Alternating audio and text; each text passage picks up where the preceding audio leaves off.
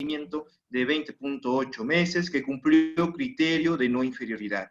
Limitaciones al estudio, bajo poder para evaluar las diferencias relativas entre los distintos componentes del objetivo primario.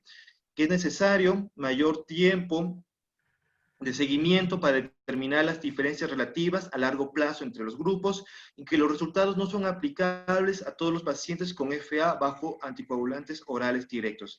Que concluyeron los autores que en pacientes seleccionados con fibrilación auricular, el cierre percutáneo de la orejuela izquierda brinda protección contra el ACV, el embolismo sistémico y el sangrado comparable a los anticoagulantes orales directos, pero que es necesario un mayor tiempo de seguimiento y un mayor número de pacientes para establecer el riesgo y el beneficio relativo, especialmente asociado al operador y asociado a las tecnologías que aparecen para este procedimiento.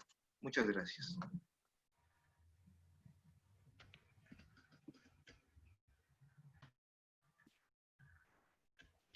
Estás mutada, Alejandra. No te escuchamos. Ahora sí, perdón. Vamos a dar paso a los comentarios. En el chat surgieron un par de preguntas.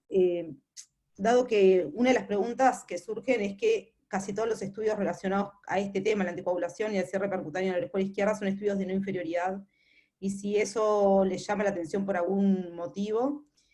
Y le queríamos preguntar puntualmente al doctor Damonte, ¿quiénes son habitualmente los que se encargan del cierre de la orejuela izquierda? Si son los hemodinamistas, si son los electrofisiólogos, y cómo es la curva de aprendizaje, y cuánto tiempo lleva, ya que hubieron centros que no tenían experiencia y entraron en el estudio.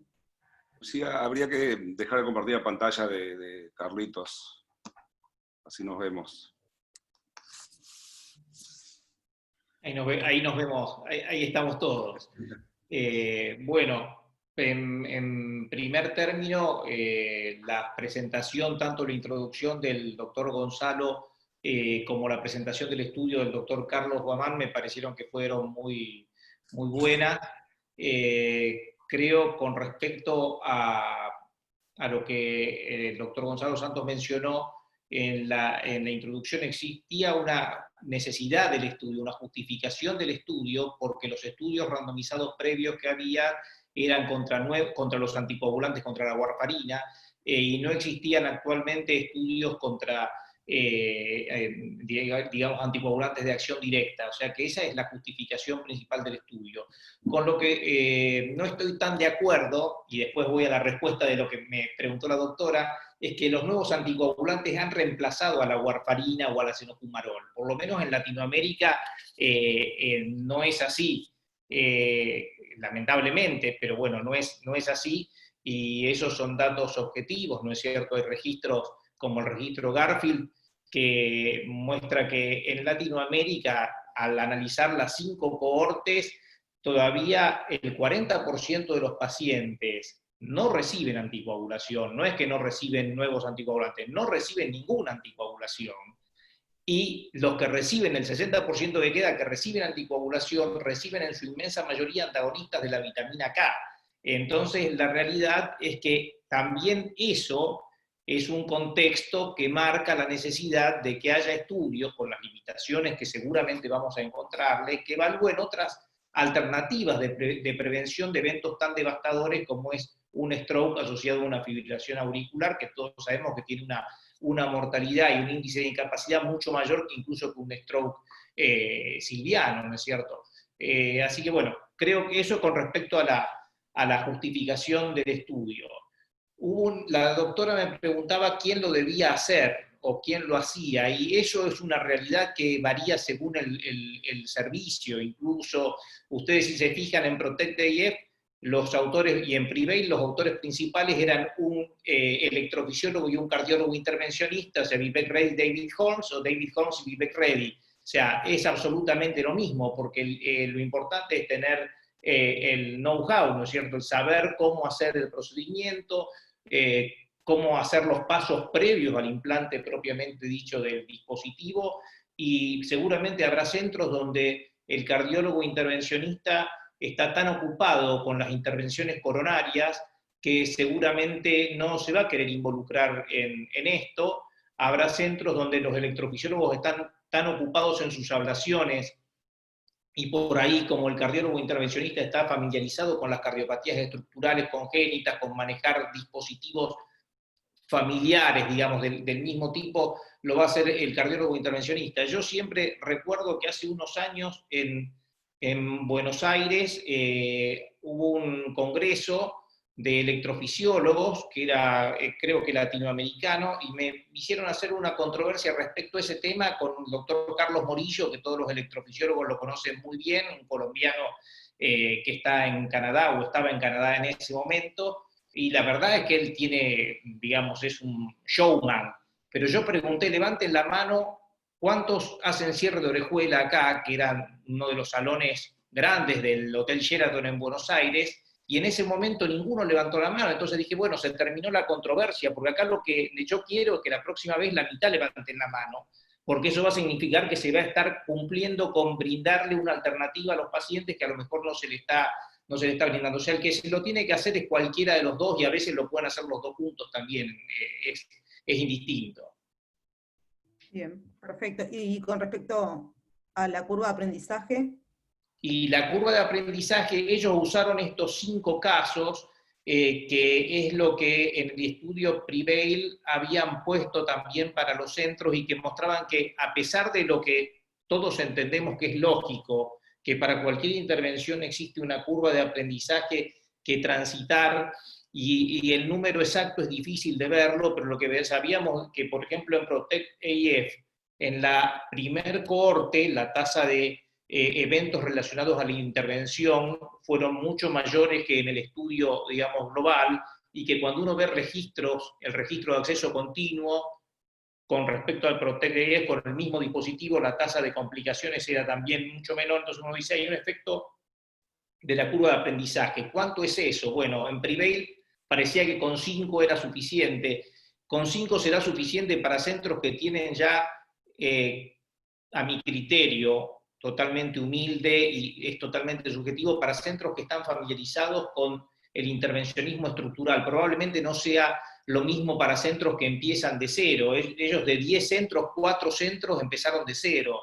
Eso es preocupante, porque uno de los componentes del punto final compuesto, que era una bolsa de 6 componentes diferentes, uno de los componentes era los eventos relacionados a la intervención. A mí no me hubiera gustado estar a cargo de un estudio donde 4 de los 10 centros, incluyendo ese componente dentro del punto final, no tuvieran experiencia previa. Pero bueno, eso de los 5 casos es lo que han puesto la gente que tiene más experiencia, y ellos considerarán que es así. Yo creo que es un poco más que eso. Perfecto. Le voy a preguntar a Álvaro Rivara, que hizo un comentario con que había sesgos que favorecían el estudio experimental, y quería saber a qué se refería con eso, si podía explicarnos un poquito. ¿Álvaro? Sí, Alejandra, ¿cómo estás?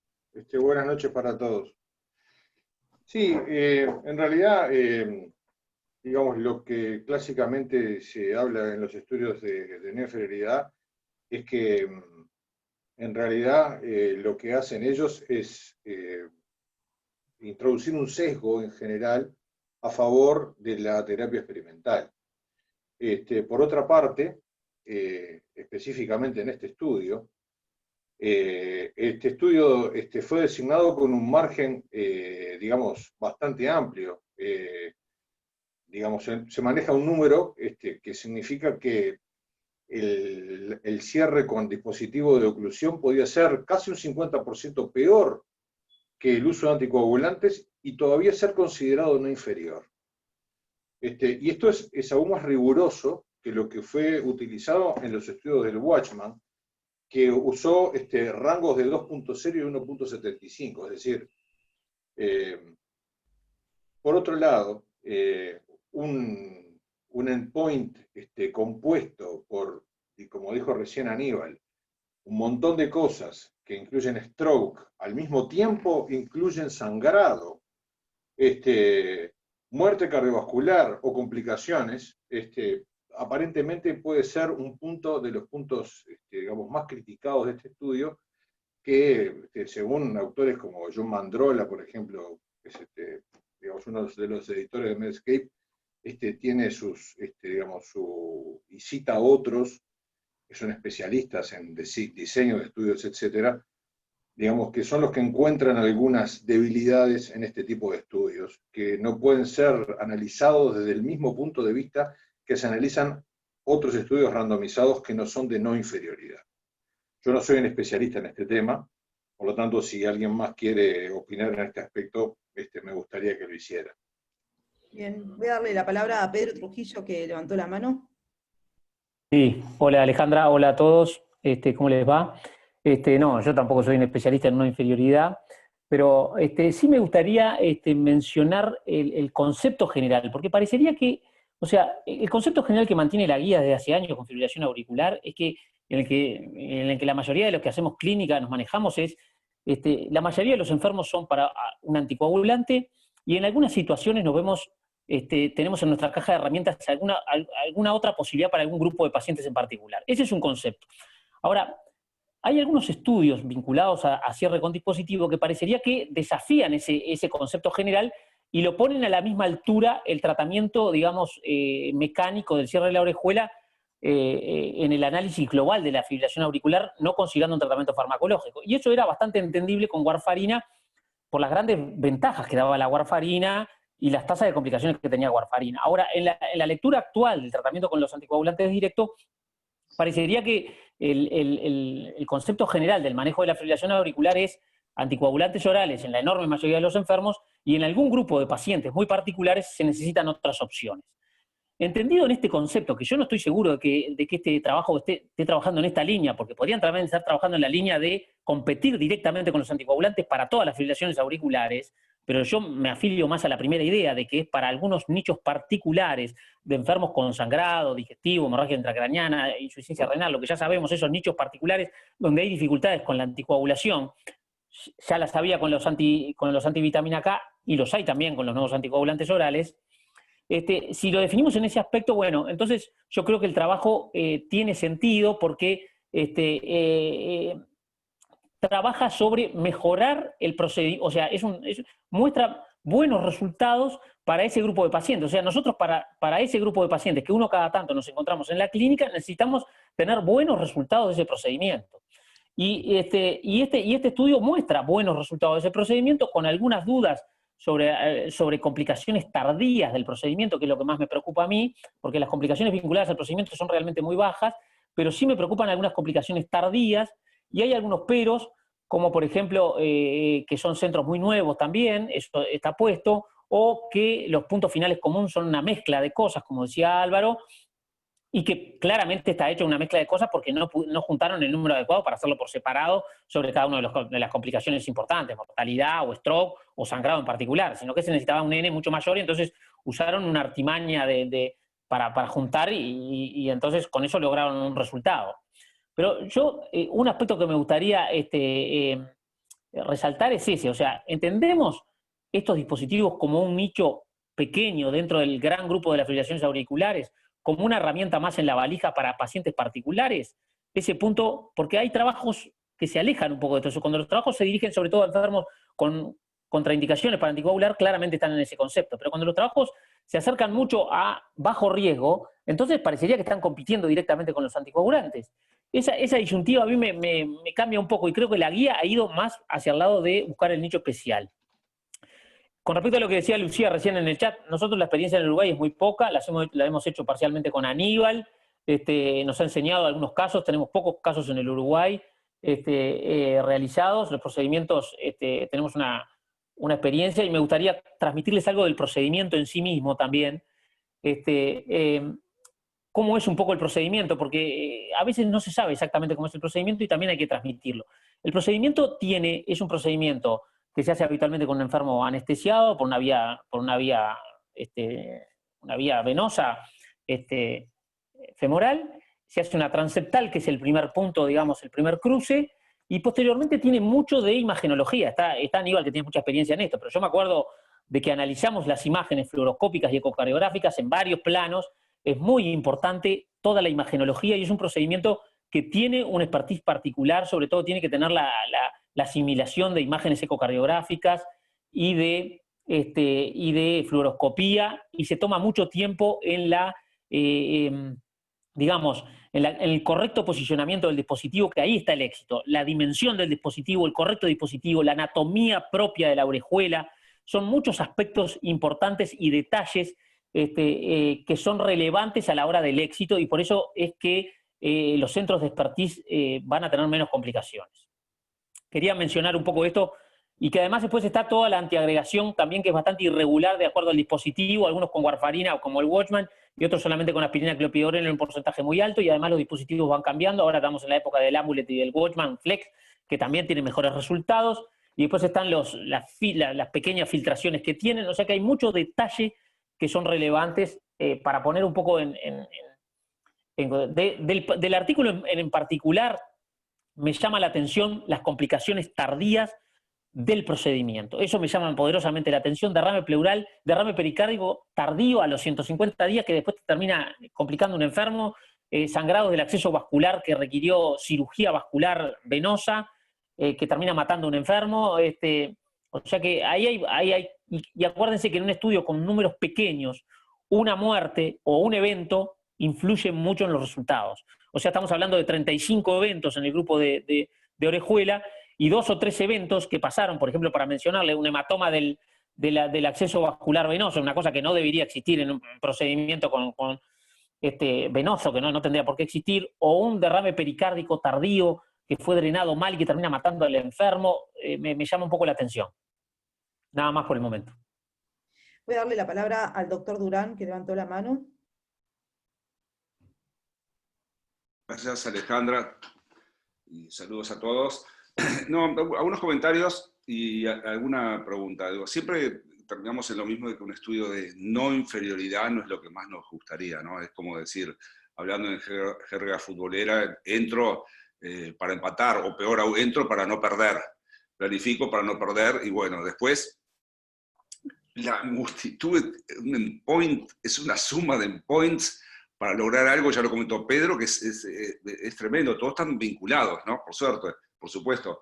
Pero digo, hay algo que no me gusta particularmente del estudio. Hay 3 dispositivos diferentes que marcan evolutivamente, siempre los últimos, o casi siempre los últimos, van a ser mejores que los anteriores, cuando todos en la misma bolsa. Y después también hay más de un anticoagulante, con el predominio de apixaban, pero después hay otros con rivaroxaban, etc. O sea que hay un cóctel ahí de anticoagulantes que son de la misma familia, pero no son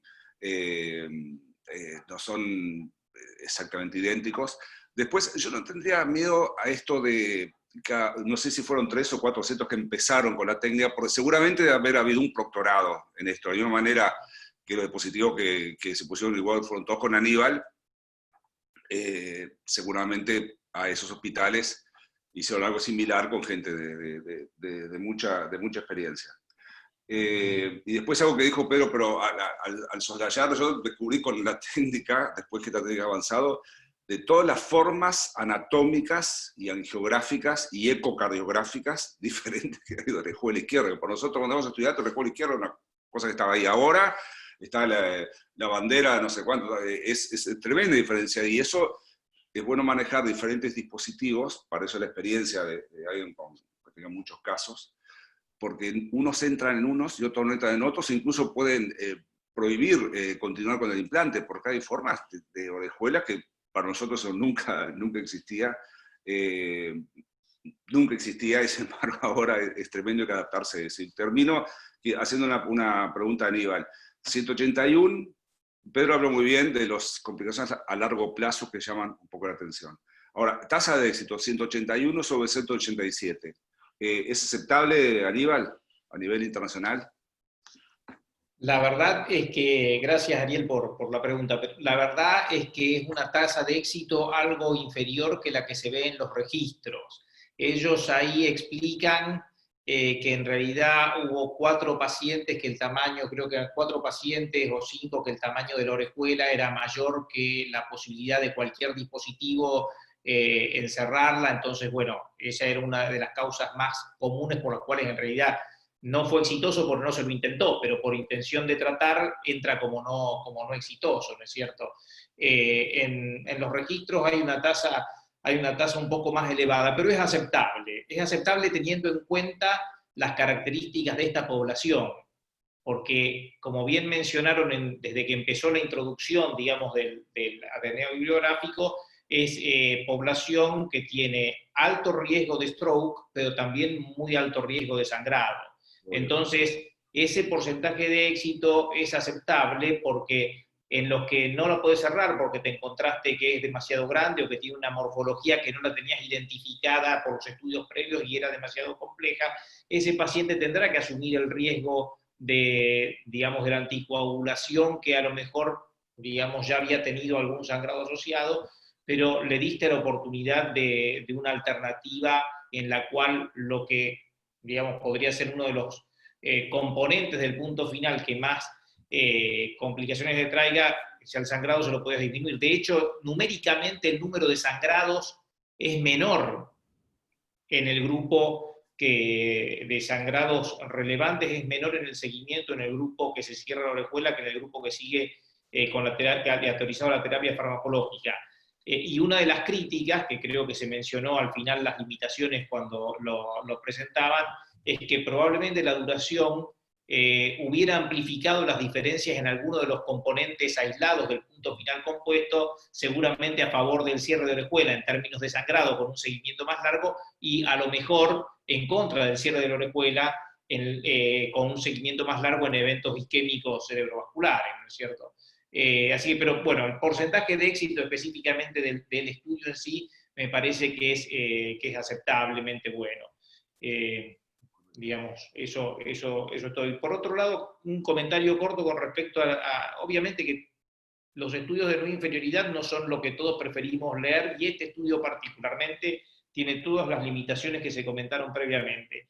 Pero los estudios surgen de acuerdo a la necesidad clínica de obtener una respuesta para darle una alternativa al paciente. A veces podrás hacer el estudio de superioridad con 15.000 pacientes, y a veces, ante una necesidad clínica como la que yo planteaba antes, es todo bárbaro tomar warfarina, es bárbaro tomar los nuevos anticoagulantes, pero la realidad es que muchos pacientes no acceden a eso, entonces hay que ir formando evidencia mediante los estudios que puedas ir realizando. De hecho, este año, en el Congreso Euro-PCR virtual, todavía no se publicó, pero hay un grupo dinamarqués que, digamos, trabaja mucho sobre cierre de orejuela, e hicieron un propensity score, un estudio macheado con un cierre de orejuela versus nuevos anticoagulantes en los pacientes del registro dinamarqués de anticoagulación oral, y de alguna manera son consistentes los resultados con los de este estudio. Entonces, muchas veces uno en la práctica clínica las decisiones las toma en base a la suma de la evidencia de la cual dispone, y muchas veces incluso la evidencia en la cual dan una recomendación de clase 1 en alguna guía es el consenso de quienes escribieron esa guía, y bueno, no es un estudio randomizado de superioridad. Bien. Le voy a dar la palabra a Alejandro Cuestas y le voy a pedir que también nos responda a ver si cree que esto va a cambiar la práctica clínica, este estudio podría cambiar, o si es un estudio que generaría algún tipo de hipótesis.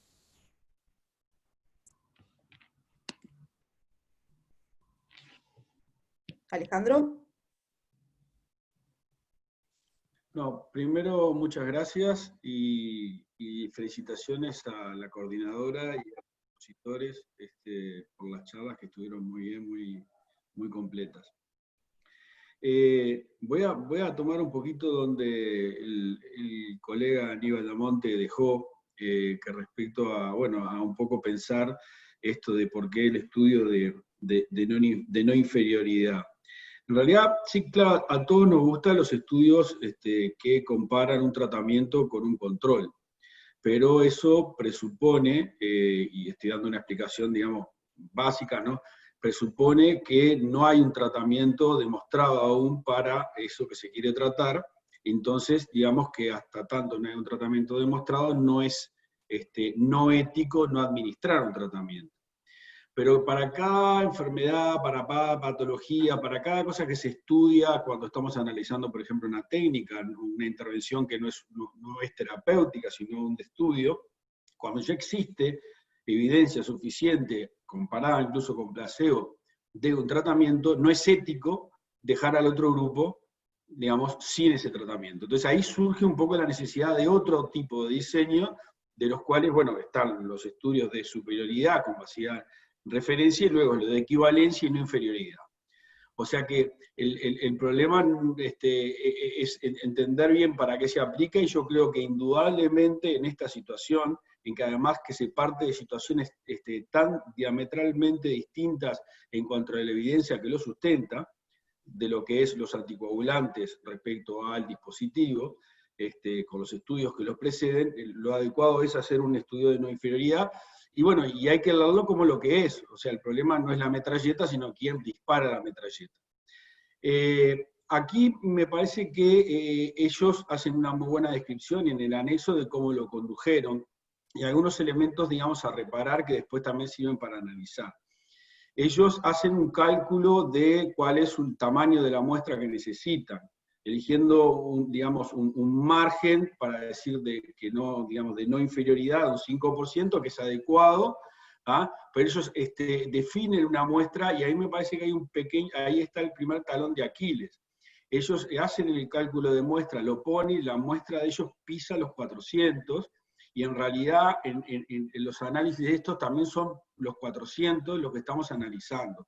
O sea que la muestra quizás, digamos, si yo hubiese estado de alguna manera en el board comandando el estudio, yo lo hubiese seguido un tiempo más y hubiera incorporado a algunos pacientes más, porque nos quedamos un poquitín cortos, sobre todo en lo que respecta a los análisis posteriores.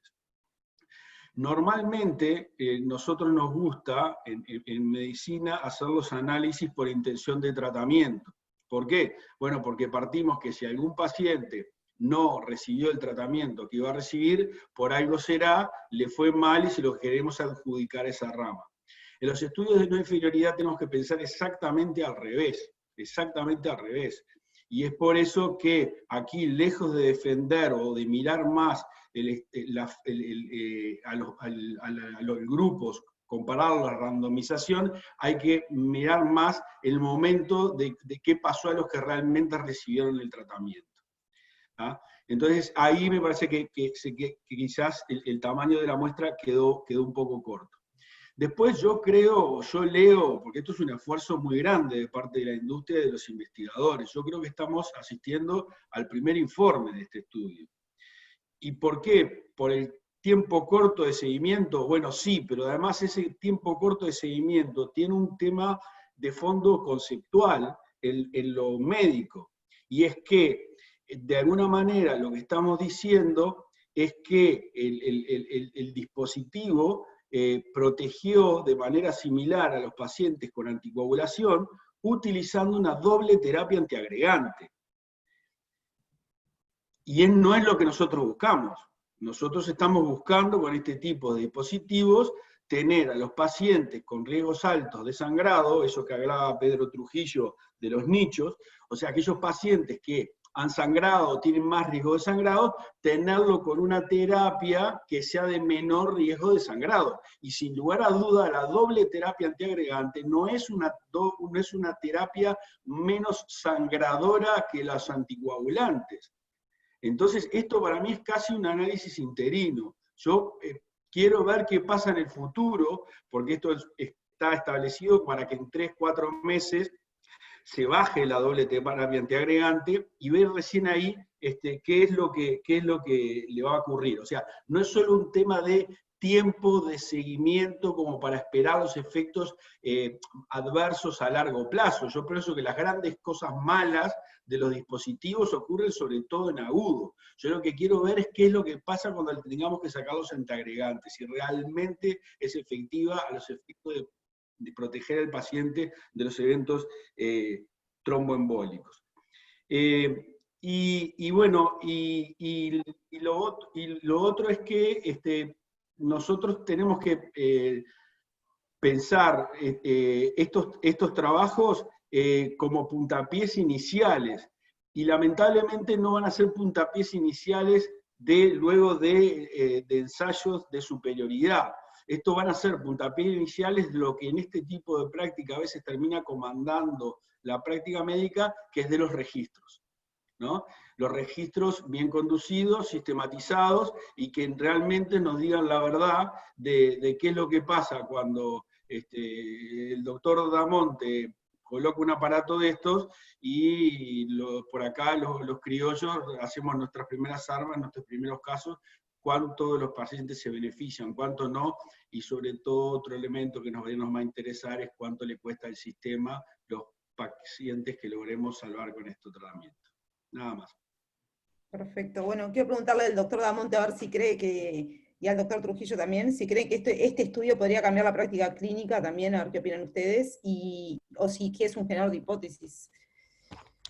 Seguro que no es suficiente para cambiar la práctica, es ya todas las limitaciones que fuimos exprimiendo entre todos a lo largo de este tiempo que empezó el análisis del estudio, evidentemente que no.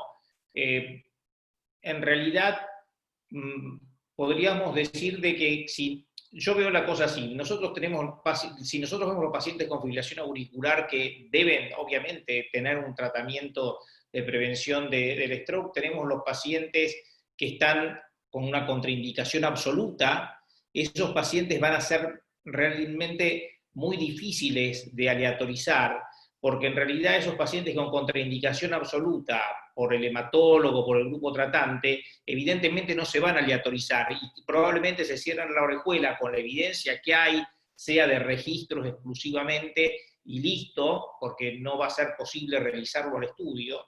Y de hecho eso está pasando. Hay un estudio que se llama ASAP-2 que se está tratando de aleatorizar eso, y Vivek Reddy, que es uno de los investigadores principales, no cree que vaya a poder terminarlo y que va a terminar escribiendo algo sobre la muestra que se pudo aleatorizar. Entonces, ese es un grupo. Después está la mayoría, digamos, un buen grupo, que es este que se aleatorizó a este estudio, pacientes de alto riesgo cardioembólico y de alto riesgo de sangrado.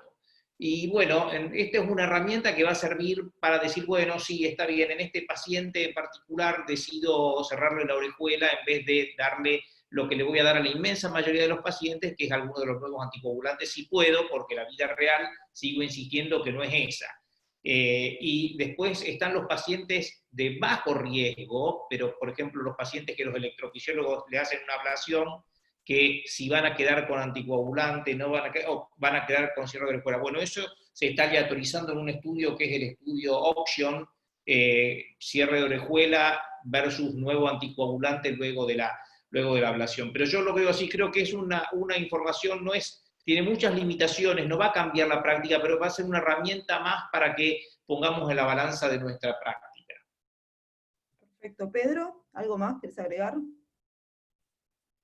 No, a mí me parece que sí, yo estoy de acuerdo también en esa visión, y me parece que sí aporta en el sentido de que viene siendo contundente, o sea, porque cuando se comparaba con antivitamínicos los dispositivos, se decía, bueno, lo que pasa es que la warfarina deja muchos agujeros, tiene muchas, es un enemigo bastante sencillo, porque por todo lo que ya conocemos, la cantidad de hemorragias intracraneanas, etcétera, etcétera, etcétera.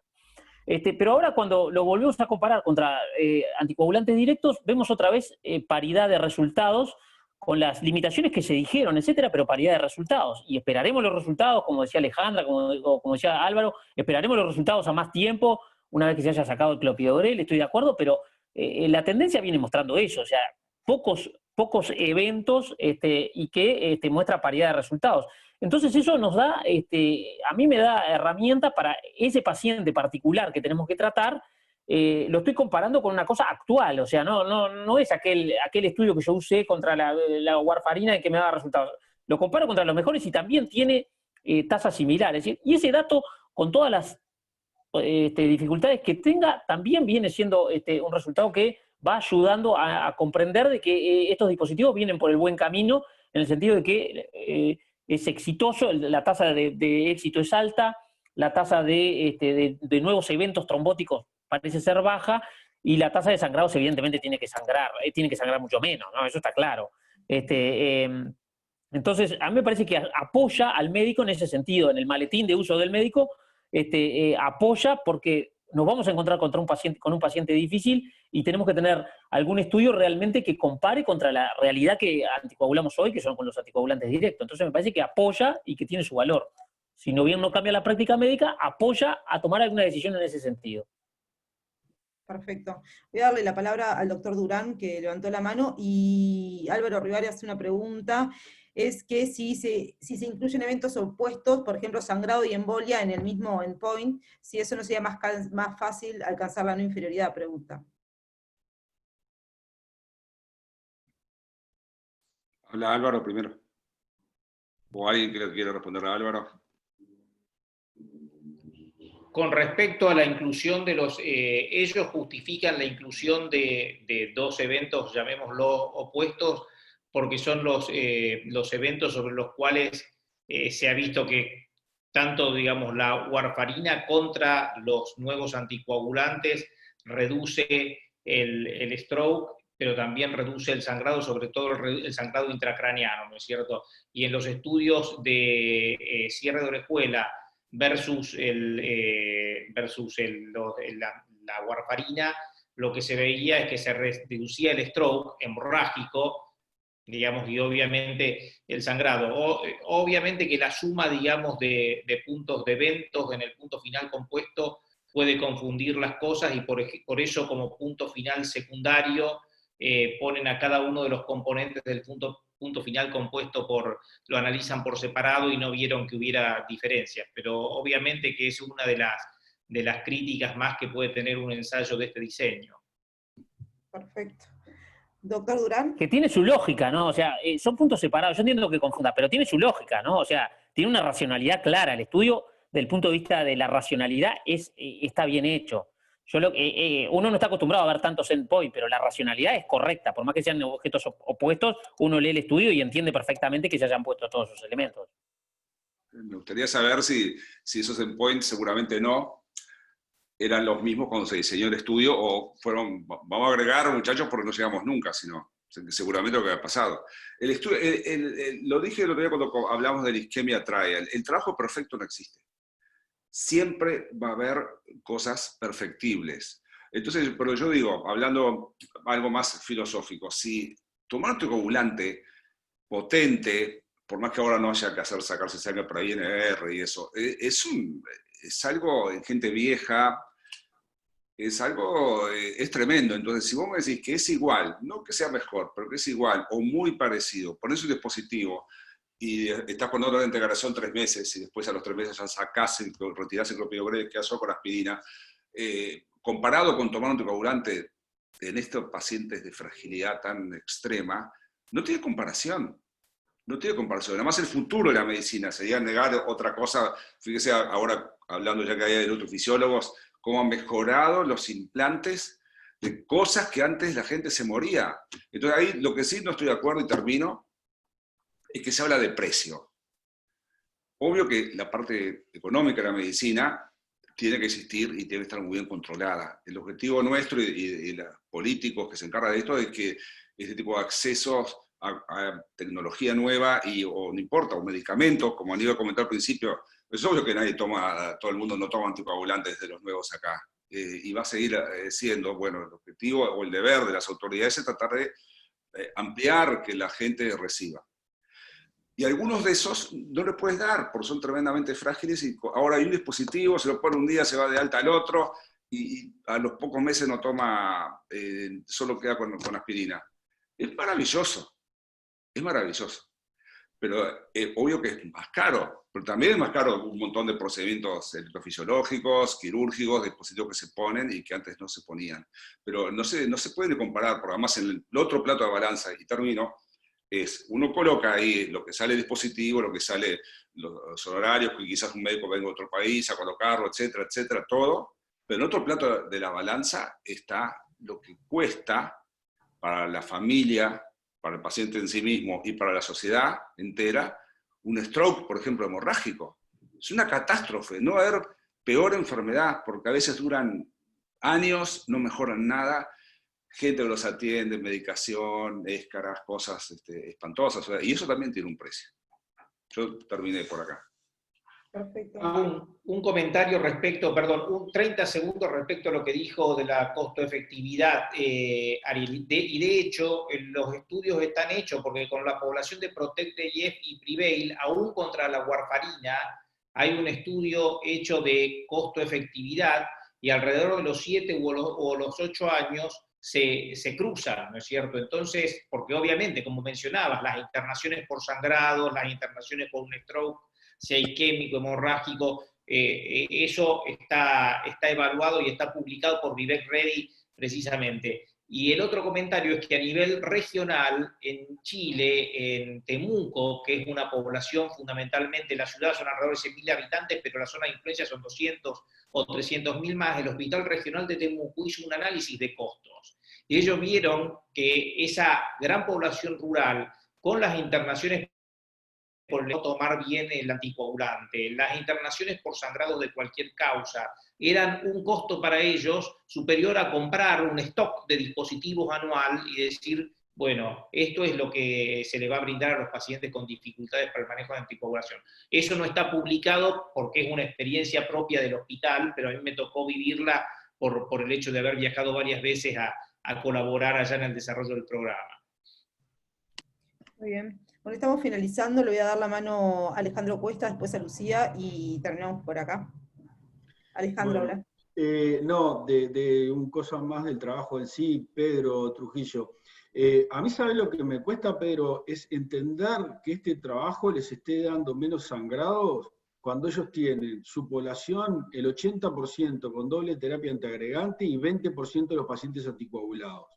No lo entiendo que eso les dé menos sangrados que los anticoagulantes nuevos. Porque ya está demostrado que la doble terapia antiagregante versus la warfarina da más sangrados. Y por transitiva, que en medicina está mal hacer transitiva, pero es un elemento a considerar, sí está demostrado que los anticoagulantes nuevos tienen menos sangrados que la warfarina. O sea que no entiendo que les dé menos sangrado en la etapa actual. Sí entiendo que cuando le bajemos el clopidogrel, o le dejemos solo con clopidogrel sin la aspirina, y todos ese 20% de los pacientes que siguen anticoagulados dejen de estar anticoagulados, ahí sí lo voy a entender, por eso lo del seguimiento. Y bueno, lo de respecto a la utilidad de los costos y efectividad, digo, a ver, esto es un área de la medicina, ¿no? Y eso incluye todas las variables que todos estamos preocupados, y justamente los estudios se diseñan y se hacen sin poner números, y después se le ponen los números en cada uno de los países, y por supuesto que se trasladan hasta 3, 4 generaciones de eventos, digamos, los costos de no realizar determinadas prácticas. Pero en realidad yo sí creo, en eso no estoy de acuerdo, Ariel, yo sí creo que tiene que ser motivo de preocupación del demos médico, no todos ser especialistas, yo no lo soy, pero sí saber qué es lo que estamos haciendo y sobre todo a quién estamos dejando sin qué cuando firmamos una indicación. Así que imposible abarcar todo esto en un rato, pero me parece que está buena la conversación. Muy bien, vamos a darle la palabra a Lucía Florio. Bueno, primero me encantó la reunión de hoy, la verdad que aprendí muchísimo, muchas gracias a Gonzalo y a Carlos porque nos presentaron el trabajo de forma muy clara y sabíamos todos de qué estábamos hablando. Muchísimas gracias, Alejandra, porque la verdad que los tutoriaste espectacular y manejaste bárbaro la reunión. Y bueno, y gracias a todos los comentadores, porque la verdad es que se presentó un trabajo que tiene su que ver, o sea, tiene su raciocinio por el cual se hizo el estudio, tenía un objetivo que era llenar un vacío de información que teníamos, y al menos parcialmente y con algunas limitaciones, pero ese vacío teórico se llenó con los resultados de este trabajo, y nos abrió nuevas hipótesis para trabajar y nuevos pensamientos para ver qué lugar ocupa la oclusión de la orejuela izquierda en los pacientes con fibrilación auricular no valvular, que son un problema nuestro de todos los días, ¿no? Porque la anticoagulación es un problema, la fibrilación auricular es un problema, y estamos viendo que también colocar un dispositivo nos abre otro problema, ¿no? Bueno, pero vamos avanzando, el avance en la medicina es súper lento, y vamos llenando los espacios, como es un puzzle que se va armando y que nunca vamos a terminar de llenarlo, pero ahí vamos. Yo les dejo un pensamiento para que vayan un poquito a investigar el tema de los diseños de no inferioridad, que fue planteado como una debilidad de este estudio, pero bueno, ese es el diseño, y que creo que el desafío de los diseños de no inferioridad es buscar cuál es la elección del margen de no inferioridad, ¿verdad? Y bueno, los convoco a que vayan a leer un poco de esto, y cómo la medicina avanza o no avanza a través de este tipo de trabajo. Y bueno, buenas noches para todos. De vuelta, muchísimas gracias, Aníbal. La verdad que enriqueciste muchísimo la discusión. Y bueno, esperamos que tenerte con nosotros en otras oportunidades. Seguro que sí. Buenas noches para todos. Bueno, chao, gracias. Gracias a todos. Chao, gracias, Aníbal. Nos vemos. Chao, buenas noches. Chao, buenas noches a todos.